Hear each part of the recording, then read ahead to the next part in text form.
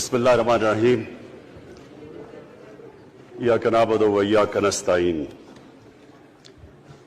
میں سب سے پہلے اپنی الائڈ پارٹیز، اپنے اتحادیوں کا دل سے شکریہ ادا کرتا ہوں کہ ابھی بھی اور ہر مشکل وقت میں جس طرح آپ میرے ساتھ کھڑے رہے، آپ کا بہت بہت شکریہ۔ میں اپنے پارلیمنٹیرینز، اپنی ٹیم کا، میں آپ کا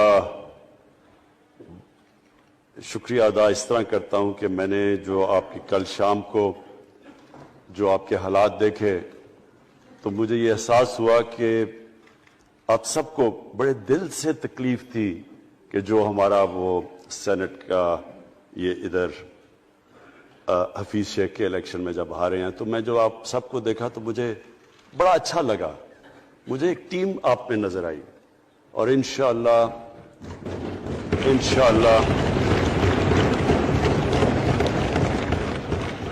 یہ ہماری ٹیم مضبوط ہوتی جائے گی، کیونکہ دیکھیں اللہ کہتا ہے کہ میں تمہارے ایمان کو بار بار آزماؤں گا۔ اللہ قرآن شریف میں ہمیں کہتا ہے۔ وہ کیوں کہتا ہے؟ وہ آپ کے ایمان کو آزماتا ہے مضبوط کرنے کے لیے۔ جب آپ ایک مشکل وقت سے نکلتے ہیں آپ اور مضبوط ہو جاتے ہیں۔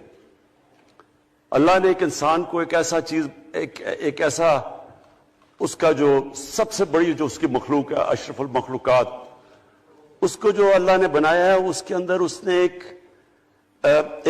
ایک کنڈیشن لگا دی ہے کہ اگر آپ نے بڑا انسان بننا ہے تو مشکل وقت کا سامنا کرو، ریزسٹنس کے ساتھ جاؤ۔ جسم ہمارا یہ ہے، جسم کو ہم بھاری ویٹ اٹھاتے ہیں، جسم تکڑا ہو جاتا ہے۔ ذہن کو جتنا ہم آزمائیں گے اور آزمائشوں میں ڈالیں گے، سب سے بڑا جو پاور ہاؤس ہے وہ ہمارا ذہن ہے، وہ اور تکڑا ہو جاتا ہے، انسان تکڑا ہو جاتا ہے۔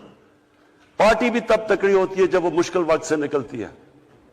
آپ نے کسی کو تباہ کرنا ہے تو اس کو آرام کی زندگی دے دو، وہ تباہ ہو جاتا ہے، ڈکے کر جاتا ہے انسان۔ تو میں اپنی پارٹی کو آج خراج تحسین پیش کرتا ہوں کہ آپ اس مشکل وقت سے نکلے۔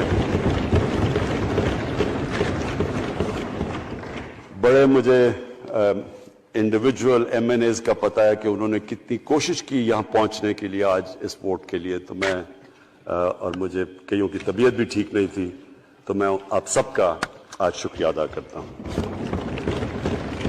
آج میں اپنی پارلیمنٹری پارٹی کے ساتھ بھی، اور جو میری عوام آج یہ دیکھ رہی ہے، میں اس کے سامنے جو بات رکھنا چاہتا ہوں وہ یہ کہ دیکھیں ہمیں یہ کبھی بھولنا نہیں چاہیے کہ یہ پاکستان کیوں بنا تھا۔ وہ ایک انگریزی کا ایک فریز ہے کہ نیشنز وداؤٹ اے ویژن ڈائی۔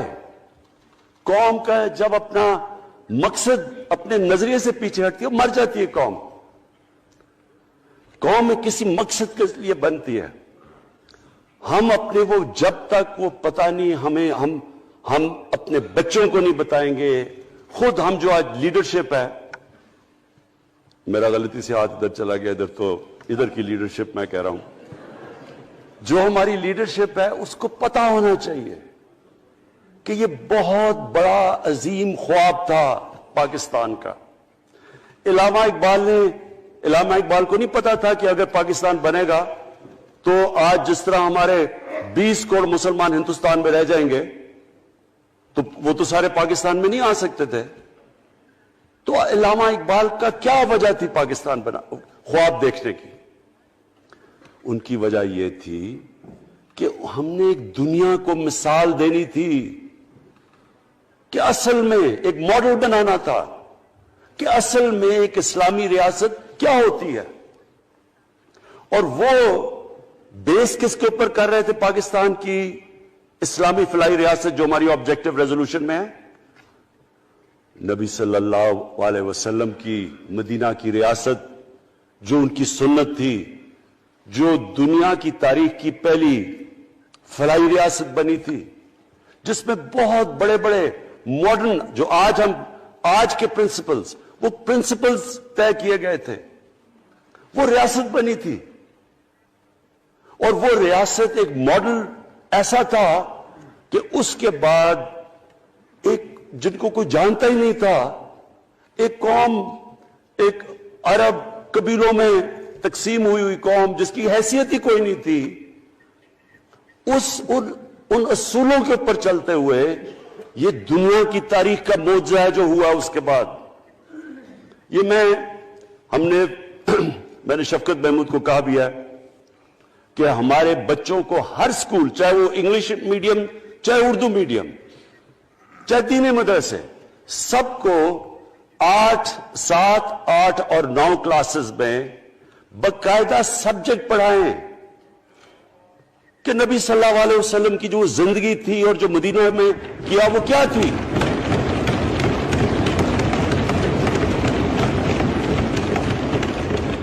تاکہ ان کو پتہ چلے کہ اس ملک کا مقصد کیا تھا. بڑے لوگ جو پاکستان نہیں چاہتے تھے وہ کیا کہتے تھے؟ وہ کہتے تھے کہ پاکستان تو بن گیا تو آپ نے تباہ، جو مسلمان ہندوستان میں رہ گئے ان کو آپ نے سیکنڈ کلاس سٹیزن بنا کے چھوڑ دیا. آج بیچارے مسلمانوں سے کیا ہو رہا ہے وہاں؟ تو وہ لوگ کہتے ہیں کہ اگر پاکستان نہ بنتا تو مسلمانوں کی زیادہ طاقت ہونی تھی. ایک ہندوستان میں اس طرح مسلمانوں کا برا حال نہیں ہونا تھا جو آج ہے. یہ ایک آرگیومنٹ دی جاتی ہے. اور اگر ہم پاکستان کو جس مقصد کے لیے بنا تھا اگر ہم ادھر نہیں لے کے جائیں گے تو وہ ٹھیک کہہ رہے ہیں. یہ تو نہیں تھا کہ وہاں ٹاٹا برلا تھے جو اربوں پتی اور یہاں یہ شریف اور زرداری اربوں پتی بن جائے، اس لیے تو نہیں پاکستان بنا تھا. یہ بڑی ہمیں ری الائن کرنا چاہیے اپنے نظریے کی طرف.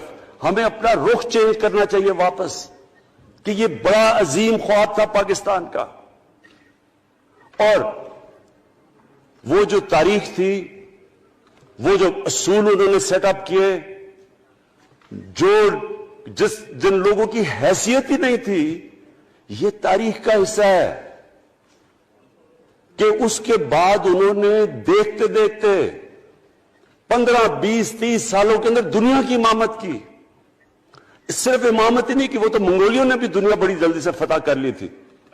چنگیز خان نے بھی بڑی جلدی اس کی فوجوں نے فتح کر لی تھی. 100 سال کے بعد وہ ختم ہو گئے تھے. انہوں نے ایک دنیا کی عظیم سیویلائزیشن، جو ٹاپ سائنٹسٹ تھے، سارے دنیا کے ٹاپ سائنسدان، ایک عظیم کلچر. اور سب سے بڑی بات جو آج میں یہ کہنا چاہتا ہوں، انہوں نے اخلاقیات، ایک مورل سٹینڈرڈ سیٹ کی دنیا میں.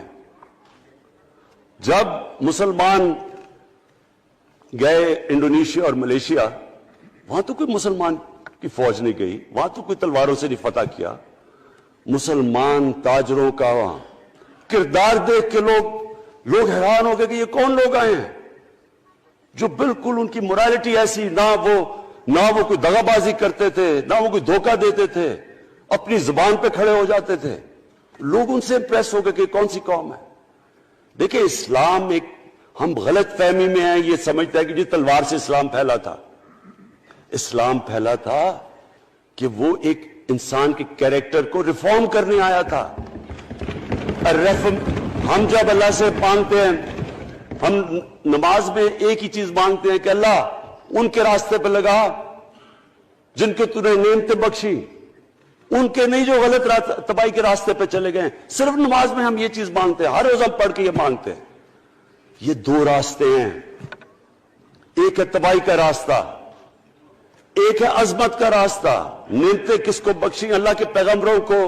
اور جو دنیا کا سب سے عظیم انسان، جو دنیا کا سب سے عظیم لیڈر، جس کو اللہ نے سب سے زیادہ نعمتیں بخشیں، ہمارے نبی صلی اللہ علیہ وسلم. نہ کبھی اس طرح کا انسان آیا ہے، نہ کبھی آ سکتا ہے. تو ہمیں راستہ بتایا کہ ایک ان کا راستہ ہے اور ایک دوسرا راستہ ہے، تباہی کا راستہ ہے. اور وہ جو ان کے راستے پہ چلتا گیا وہ ایک عظیم انسان بنتا گیا. ایک کتاب ہے، میں اپنے لوگوں کو ریکمینڈ بھی کرتا ہوں، کہ دی عرب کانکویسٹ، وہ پڑھنے والی کتاب ہے. اس میں بتاتے ہیں کہ جب مسلمان ایک دم دیکھتے دیکھتے دنیا میں پھیل گئے تو کوئی ایک آدمی نہیں تھا. ایک تو بڑے عظیم سپہ سالار تھا خالد بن ولید، لیکن وہ جو بھی بنتا تھا وہ جنرل عظیم بن جاتا تھا. وہ اس کتاب کے اندر لکھی انگریز نے ہے. وہ کہتا ہے اس کی کوئی ایکسپلینیشن نہیں ہے کہ یہ کیسے ساری دنیا پہ چھا گئے. نہ ان کے پاس کوئی لیٹسٹ ویپنز تھے، ایک طرف رومنز تھے، دوسری طرف پرشینز تھے، وہ تو سپر پاورز تھے، ہتھیار تو ان کے پاس تھے. نہ ان کے پاس ہتھیار، نمبرز میں بھی وہ زیادہ تھے، ان کی فوجیں بھی زیادہ تھیں، لیکن وہ ساری دنیا پہ پھیل گئے اور ایک ایسا سویلائزیشن بنا کہ زیادہ تر تو مسلمان نہیں تھے، وہ بھی ان کو مانتے تھے، کیونکہ ان کی اخلاقیات، ان کا عدل اور انصاف کا نظام، ان کا کیریکٹر، اس کی وجہ سے لوگ آئے ہیں. یہاں جو ہندوستان میں اسلام پھیلا ہے، یہ ہمارے جو بڑے بڑے بزرگ تھے، داتا صاحب، بلے شاہ، نظام الدین اولیاء اور بابا فرید، یہ لوگ تھے. ان کو لوگ دیکھ کے، ان کے کردار سے، ان کے انٹلیکٹ، انسانیت سے لوگ مسلمان ہوئے. تو ہم آج، میں جو یہ سینٹ الیکشن ہوا ہے، میں اپنی قوم کو یہاں، یعنی مجھے شرمندگی ہوتی ہے اسپیکر صاحب کہ ہم وہ کدھر وہ خواب اور کدھر بکرا منڈی بنی ہوئی ہے ایک لوگوں کو خریدنے کے لیے سب کے سامنے. یعنی ہمیں ایک مہینے سے پتا تھا کہ پیسہ جمع کیا جا رہا ہے اس سینٹ الیکشن میں، اور مجھے حیرت ہوئی کہ الیکشن کمیشن کہتا ہے کہ جی یہ تو پتہ نہیں کوئی ہم آزاد انسٹیٹیوشن ہے یا میں ان کی کوئی آزادی کے اوپر لے رہا تھا، یا جی بڑا زبردست الیکشن. اچھا کہتے جی بڑا اچھا الیکشن کروایا ہے. یہ مجھے اور اس سے تو مجھے اور صدمہ ہوا ہے کہ اگر یہ الیکشن اچھا آپ نے کروایا ہے تو پتہ نہیں برا الیکشن کیا ہوتا ہے.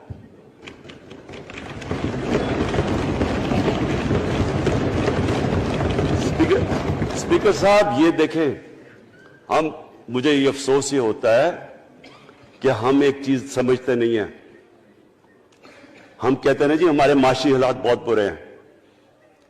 دیکھیں جی ہماری ڈیفیسٹ تھے، یہ ہمارے کرنٹ اکاؤنٹ، یہ جو بھی ہم کہتے ہیں، قرضے چڑھے ہوئے ہیں. یہ جو قرضے چڑھے ہوئے ہیں یہ ایک بیماری کے سمٹمز ہیں.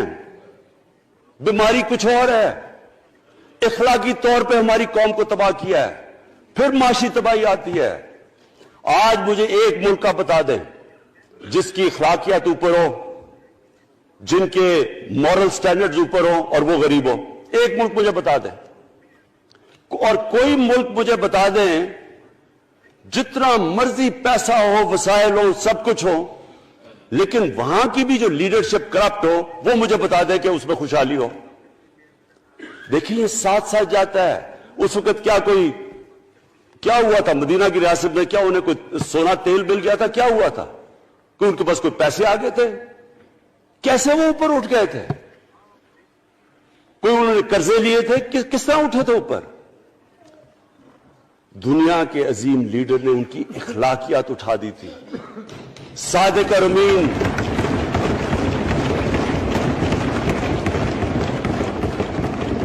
ایک قوم، انہوں نے ہمیں بتایا. ہمیں قرآن میں اللہ حکم کرتا ہے کہ ان کی سنت پہ چلو.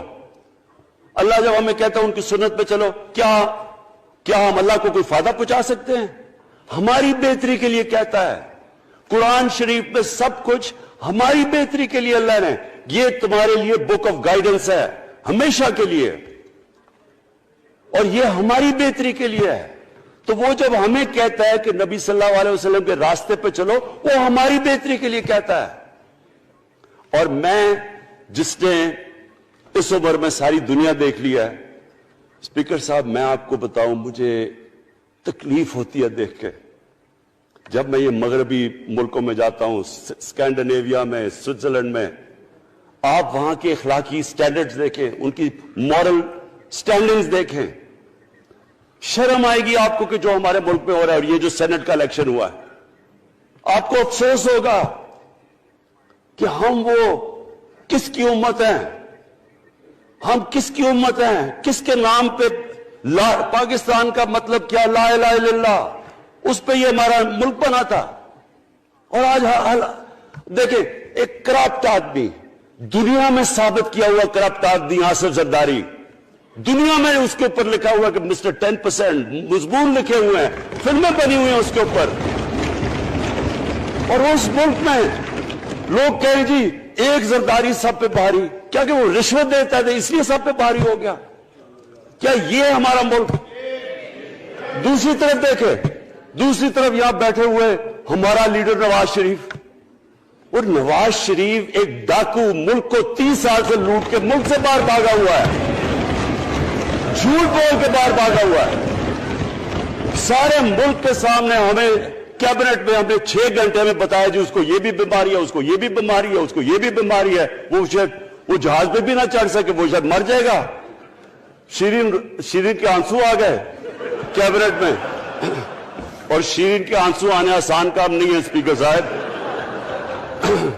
تو ہم نے اس کو وہاں جیسے وہ جہاز پہ چڑھا، جیسے وہاں گیا، وہ ایک دم ہی تبدیل، اور آج وہاں جا کے تقریریں کر رہا ہے، وہاں بیٹھ کے اسکیمیں کر رہا ہے، وہاں بیٹھ کے پلاننگ کر کے جی اسے اتنا پیسہ دو، ادھر ادھر پیسہ کھلاؤ۔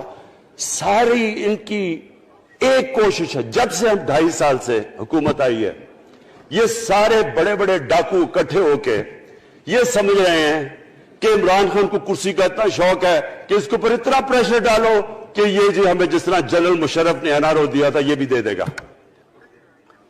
جنرل مشرف، فوج اس کے نیچے، عدلیہ اس کے کنٹرول میں ساری۔ میں کیونکہ میں ادھر ممبر پارلیمنٹ تھا تب، اپوزیشن نہ ہونے کے برابر، جو اپوزیشن کے اندر جو مین آدمی تھا فضل الرحمان، وہ اس کے ساتھ ملا ہوا تھا، وہ 2 نمبر ہمیشہ سے تھا، رائٹ۔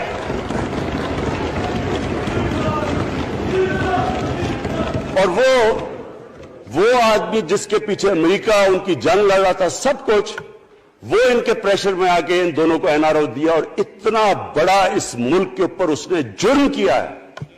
ان دونوں نے آ کے NRO لے کے دونوں ہاتھوں سے ملک لوٹا۔ اس کے بعد دونوں نے اس ملک کے اوپر 4 گنا زیادہ قرضہ چڑھایا۔ اسپیکر صاحب،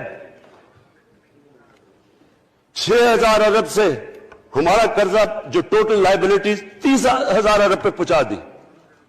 آج ہمارے اوپر کیا مسئلہ ہے؟ ہمیں یہ قرضوں کی قسطیں دیتے ہوئے بیچارے لوگوں کے اوپر بوجھ ڈالنا پڑتا ہے۔ یہ جو مہنگائی ہے اس کے بعد میں بعد میں بات کرتا ہوں، لیکن میں پہلے یہ بات کمپلیٹ کر لوں کہ دیکھیں اسپیکر صاحب، میں یہ 2.5 سال سے تماشے دیکھ رہا ہوں۔ یہاں پہلے دن پرائم منسٹر بن کے پرائم منسٹر تقریر کرنے جا رہا ہے، کھڑے ہو کے تقریر نہیں کرنے دی۔ کیوں تقریر نہیں کرنے دی؟ کیونکہ ان کو پہلے دن سے ڈر تھا کہ یہ ہمارے جو کرپشن کے کیسز یہ معاف نہیں کرے گا۔ کرپشن کے کیسز ہم نے نہیں بنائے تھے اسپیکر صاحب، یہ سارے ان کے دور کے کیسز بنے ہوئے ان کے اوپر۔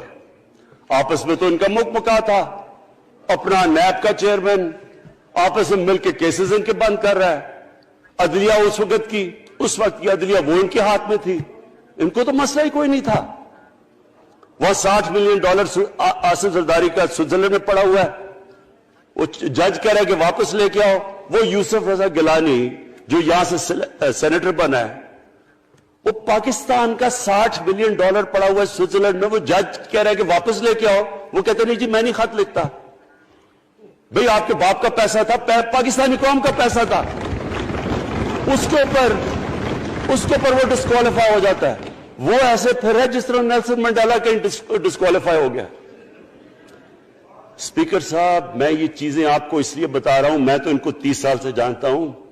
دیکھیں، جب تک ہم اس ملک میں اپنی اخلاقیات ٹھیک نہیں کریں گے، مورل سٹینڈرڈز ٹھیک نہیں کریں گے، جب اس طرح کے الیکشن ہوں گے کہ کھل کے پیسہ چل رہا ہے اور ہم کہیں گے نہیں جی وہ پٹواری کیوں پیسے لیتا ہے، تو وہ تھانے دار کیوں پیسے لیتا ہے، وہ سرکاری نوکر، وہ تو بیچارہ جو نچلا طبقہ ہے وہ تو واقعی جس طرح شیخ رشید نے کہا ہے، مہنگائی جو بڑی ہے، بیچارے لوگوں کی تنخواہ میں گزارا نہیں ہو رہا۔ ان کو ہم کہہ رہے ہیں کہ آپ بالکل ایماندار بنے، اور یہ جن کا اتنا ان کے پاس پیسہ ہے اسپیکر صاحب، میں آپ کو یقین سے کہتا ہوں ان کو خود نہیں پتا کہ ان کا کتنا پیسہ باہر پڑا ہے۔ اتنا 30 سال سے چوری کر رہے ہیں یہ پیسہ، اور 30 سال سے پیسہ چوری کر کے اب ان کی کوشش یہ ہے کہ عمران خان کے اوپر پریشر ڈالو سارے چور مل کے کہ جی کبھی ہم گورنمنٹ گرا دیں گے، کبھی ہم وہ نکلاتے ہیں وہ۔ آپ سوچیں فیٹف کے اوپر، اب فیٹف ہماری وجہ سے تو نہیں فیٹف پہ ہم گرے لسٹ میں آئے، یہ تو نون لیگ کے دور میں گرے لسٹ میں آئے ہیں۔ اب اگر فیٹف کی بلیک لسٹ میں پاکستان جاتا ہے تو یہاں سب کو پتا ہے کہ سینکشنز لگ جائیں گی، تو آگے مشکل سے ہم نے اکانومی کو سٹیبلائز کیا، مشکل سے۔ اگر بلیک لسٹ میں جاتا ہے تو اکانومی سیدھی نیچے۔ آج جو لوگوں کو مشکل پڑی ہوئی ہے، اور مشکل پڑی ہوئی ہے ہمارے لوگوں کو مہنگائی کی، اس کی وجہ یہ ہے کہ ہمارا روپیہ جو تھا تقریباً 107 روپے کا، آج 160 روپے کا۔ تو جب روپیہ گرتا ہے تو ساری چیزیں باہر سے مہنگی ہو جاتی ہیں، پٹرول، ڈیزل، بجلی۔ اب بجلی کی آدھی بجلی ان سے باقی ڈالر کانٹریکٹس کے اوپر بجلی کے کانٹریکٹ سائن کیے ہوئے ہیں، وہ سب کچھ باہر سے، دالیں مہنگی، جو چیز باہر سے امپورٹ کرتے ہیں، گھی مہنگا، ساری چیزیں مہنگی ہو جاتی ہیں۔ تو یہ سوچ لیں کہ اگر ہمارے اوپر سینکشنز لگ جائیں، اگر ہمارے اوپر فیٹف کی سینکشنز لگ جاتی تو یہ تو آپ تو سوچ ہی نہیں سکتے کہ یہ ملک میں کیا حال ہونا تھا۔ تو ہم اپنے ملک کے لیے فیٹف کی ریکوائرمنٹ پہ لیجسلیشن کروا رہے ہیں، اور انہوں نے جناب اتنا بڑا وہ ذرا پکڑا، اتنا بڑا وہ لا دیا جی، اتنا بڑا جی، یہ 34 شکیں چینج کر دیں نیب میں۔ اب نیب کا فیٹف سے کیا تعلق ہے؟ انہوں نے سمجھا کیا عمران خان قابو آ گیا، اب تو یہ ڈر کے فیٹف کی بلیک لسٹ سے اب تو جناب ہمیں یہ 34 شکیں سائن کر کے تو نیب کو ختم کر دے گا۔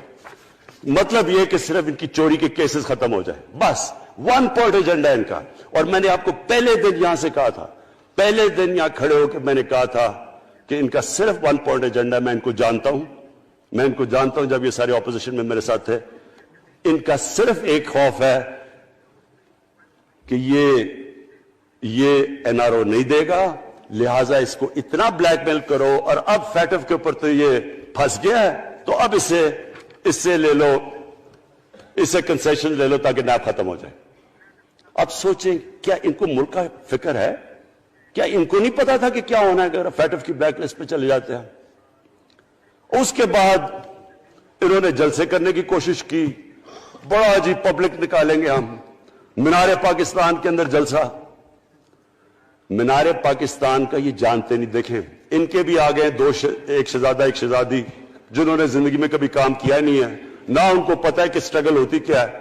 جناب مینار پاکستان خود ہی اخباروں کے اندر اپنے آپ کو پیسے خرچ کر کے اخباروں میں ذرا نمایاں کر کے جناب انہوں نے مینار پاکستان میں جلسہ کر لیا۔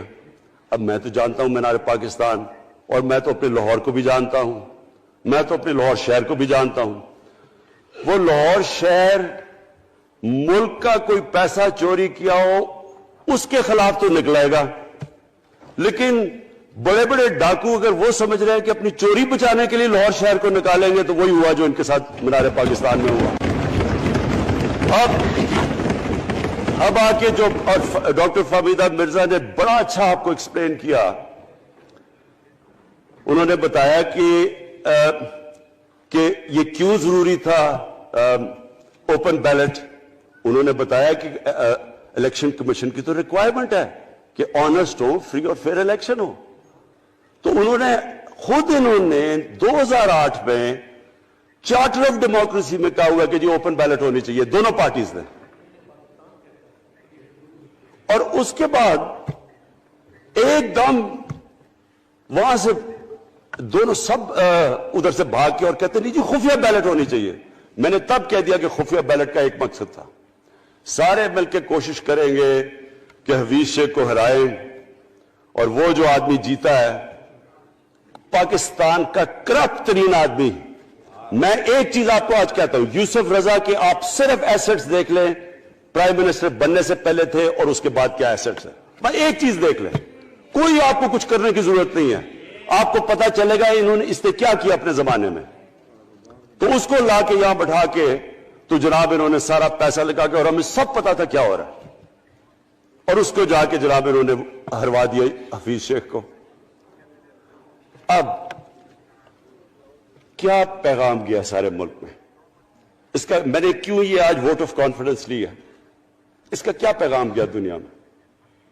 سارے لوگوں کے سامنے اوپن ہارس ٹریڈنگ، لوگوں کو راتوں کو کال کر رہے ہیں، یا میں تو خاص داد دینا چاہتا ہوں، میرے ممبرز بیٹھے ہیں، خواتین بیٹھی ہیں جن کو کالیں گئی ہیں رات کہ جی 2 کروڑ سے ریٹ شروع ہوگا، ہم آپ کو آگے پیسے دیں گے، ان کو ساروں کو پیسے آفر کر رہے ہیں۔ اور پھر اگر میں صرف الیکشن کمیشن کو ایک چیز کہنا چاہتا ہوں، آپ مہربانی کریں پاکستان کی ایجنسی سے صرف ایک سیکرٹ بریفنگ لیں، آپ ان کو اندازہ ہوگا کتنا پیسہ چلا اس الیکشن کے اندر، پتہ چلوائیں کیا ہوا اس الیکشن میں، تاکہ آپ اس طرح کی سٹیٹمنٹ نہ دیں کہ جی ہماری کوئی آزادی ختم کر رہی ہے۔ میں آپ کی آزادی ختم کر رہا ہوں یہ کہہ کے آپ کہ یہ جو الیکشن میں ہوا ہے۔ اسپیکر صاحب، میں آج اس اوکیزن کے اوپر، کیونکہ مجھے اس پہ کافی، میں 2.5 سال یہ بڑی چیزیں برداشت کرتا رہا ہوں، اور میں اس لیے صبر سے کرتا رہا ہوں کیونکہ ملک اتنا ہمارا مشکل میں ہے۔ جو ہمیں ٹائم ملا جب میری گورنمنٹ آئی، میں آپ کو یقین سے کہتا ہوں کہ ساری زندگی میری تو سٹرگل میں گزری۔ جو بھی آپ انسان کسی چیز میں کمپیٹ کرتا ہے، اگر آپ نے ملک میں اپنے سب سے ٹاپ 11 کھلاڑیوں میں پہنچنا ہے تو ایک بہت سارے ملک میں مقابلہ کر کے آپ وہاں پہنچے، اس میں بڑی سٹرگل ہوتی ہے، اونچ نیچ ہوتی ہے بڑی۔ اور پھر اگر آپ کو دنیا کے لیول پہ آپ کو اپنا، اگر آپ کو منوانا ہے، اس کی اور ایک سٹرگل ہوتی ہے۔ اور میری اس سے زیادہ بڑی سٹرگل تھی کہ ایک آدمی جا کے ہاسپٹل بنانے کی کوشش کرے، اور وہ بھی کینسر ہاسپٹل، تو ایک وہ بہت بڑی سٹرگل تھی۔ پھر پالیٹکس میں لمبی سٹرگل رہی ہے، اکیلا تھوڑا سے لوگوں کے ساتھ شروع ہوا تھا، اور سٹرگل کر کے 14-15 سال تو مذاق اڑتا تھا میرا، سارے ہنستے تھے جب نام سنتے تھے میرا، تو ایک سٹرگل کر کے یہاں پہنچا ہوں۔ جو یہ 2.5 سال میں اسپیکر صاحب میں نے سٹرگل کی ہے، یہ میری زندگی کی سب سے مشکل سٹرگل تھی۔ اور کیوں مشکل تھی؟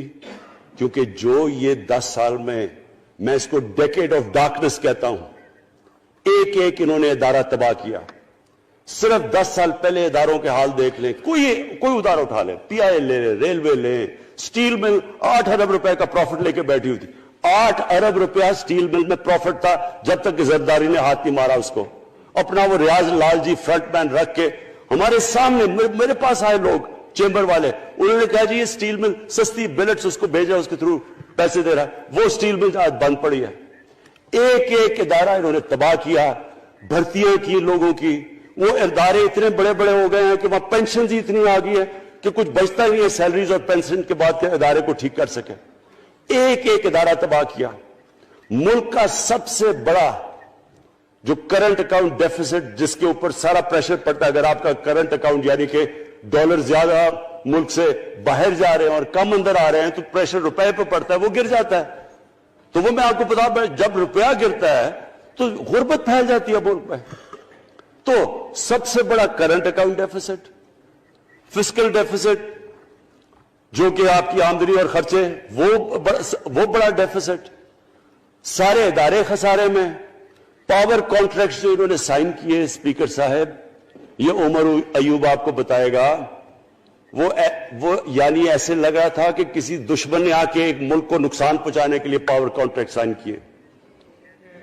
ان کے اندر وہی پاور پروجیکٹس آپ کہیں اور دیکھ لیں، کسی اور ملک میں، بلکہ اپنے ملک میں دیکھ لیں، اور وہ دیکھیں کہ انہوں نے کس پیسے بنائے، وہ کس پیسے پہ۔ گیس کا کانٹریکٹ سائن کیا ہم نے آ کے اسی ملک سے 30% کم پیسے پہ گیس کا کانٹریکٹ سائن کیا، ان کا ہی کانٹریکٹ چینج کیا۔ ساری گورنمنٹ، جب اوپر سے پرائم منسٹر لگا ہوا پیسے بنانے، پرائم منسٹر ایک نوکری کر رہا ہے کس کے لیے؟ ایک دبئی کی کمپنی کے لیے۔ کبھی دنیا میں سنا ہے اس طرح؟ کبھی یہ مذاق سنا ہے جی کہ ملک کا پرائم منسٹر کسی دنیا کو دبئی کی کمپنی کے اندر نوکری کر رہا ہے؟ ادھر سے یہاں ڈیفنس منسٹر، ان کا فورن منسٹر، وہ دبئی کی کمپنی سے نوکری کر رہا ہے۔ اور وہ ایک انٹیریئر منسٹر، وہ کچھ سنا ہے سنتری بنا ہوا تھا کسی سعودی عربیہ کی کمپنی میں، مجھے نہیں پتا. کبھی یہ سنا ہے یہ ملک سے کسی ملک سے ایسا مذاق ہوا ہے؟ یہ سارے طریقے تھے اس ملک سے پیسہ منی لانڈر کر کے باہر لے جانا. آج مجھے یہ بتائیں، میں یہ جو سارے ہماری اپوزیشن ہے، میں ان سے سوچتا ہوں، میں کئی دفعہ ان کی شکلیں دیکھ کے پوچھتا ہوں ان سے کہ کیا آپ واقعی سمجھتے ہیں کہ آپ دونوں کے لیڈر ایماندار ہیں؟ کیا یہ واقعی سمجھتے ہیں کہ ان کی جو یہ دولتیں بڑی ہیں یہ ایمانداری سے بنی ہیں؟ یعنی کیا ان کو کوئی ملک کی فکر نہیں ہے کہ یہاں کا پیسہ، کیا ان کے بیٹے ہیں؟ میں مجھے یہ بتائیں، 3 دفعہ ملک کا پرائم منسٹر، اس کے دونوں بیٹے باہر بیٹھے ہوئے ہیں.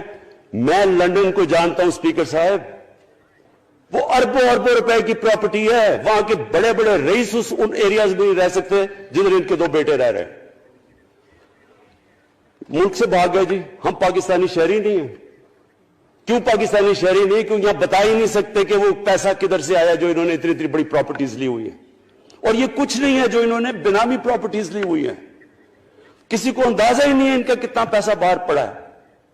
زرداری کے پاس کیا تھا پہلے، اس کی جو باہر پراپرٹیز ہے. تو کیا ان لوگوں کو نہیں پتا کہ اس ملک کا پیسہ چوری کر کے یہ باہر لے کے جا رہے ہیں اور یہ پھر بھی ان کی سپورٹ کر رہے ہیں؟ اور یہ جو سینٹ کا الیکشن، کیا انہیں نہیں پتا کہ بڑا جی عقل مند پولیٹیشن ہے زرداری، لوگوں کو رشوت دے کے ان کو خرید رہا ہے؟ ساری قوم کے سامنے یہ ہو رہا ہے. میں یہ صرف آخر میں یہ کہنا چاہتا ہوں اس ایشو کو ختم کرتے ہوئے کہ دیکھیں اسپیکر صاحب، کوئی ملک آگے نہیں بڑھ سکتا ایسے. میں اکیلا عمران خان کو کرپشن کر کے کرپشن نہیں ٹھیک کر سکتا. میں عدلیہ کو کیا کیسز تو عدلیہ میں یا نیب کے اندر ہے، میرا تو ان کے اوپر کوئی کنٹرول نہیں ہے.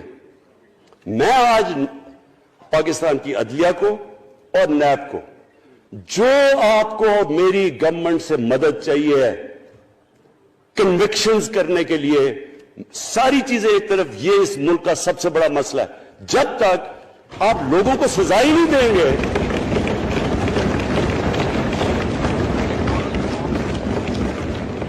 جب تک لوگوں کو سزا ہی نہیں ملیں گی. دیکھیں جی، کسی معاشرے میں جب سزا اور جزا ہی نہیں ہے، صرف غریب آدمی جیل میں جائے، طاقتور جلسے کرنے شروع ہو جائے کہ جی مجھے این آر او دو، وہ نیب کے عدالت سے نکلتے ہیں، پھول پھینک رہے ہیں ان کے اوپر. اربوں روپے کی چوری کی ہوئی ہے انہوں نے. وہ تو اسپیکر صاحب، میں ایک معاشرہ کرپشن کے خلاف لڑتا ہے. آپ جتنے مرضی قانون بنا دیں، وہ کرپشن